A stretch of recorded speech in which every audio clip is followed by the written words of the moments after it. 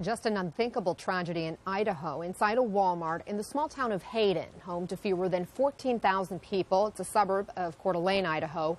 A young mother shopping with her children while visiting from out of town is shot and killed by her 2-year-old son.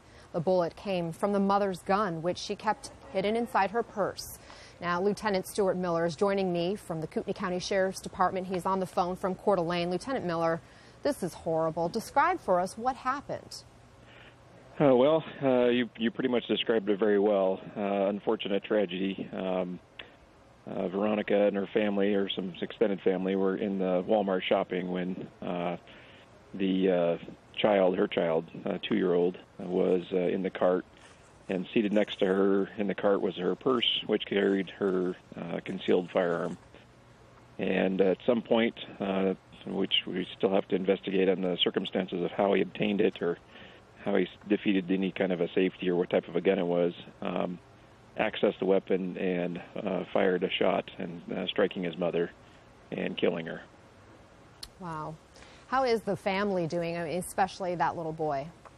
I haven't had contact with the family since yesterday. I know that yesterday when we spoke, it was they were very grief-stricken, obviously.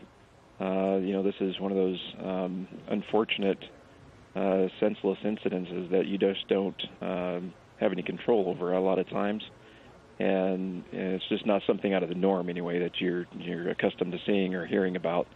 And so it kind of reminds everybody that does carry a gun or believe in their right to carry a gun, that they should keep it safe and keep their family safe. Can you tell us more about this area? I actually worked in Spokane, Washington for a number of years, so I'm somewhat familiar with Hayden. I know it's rural, but how commonplace are guns, and would it be unusual for someone to carry a concealed gun into a store there? It's very commonplace.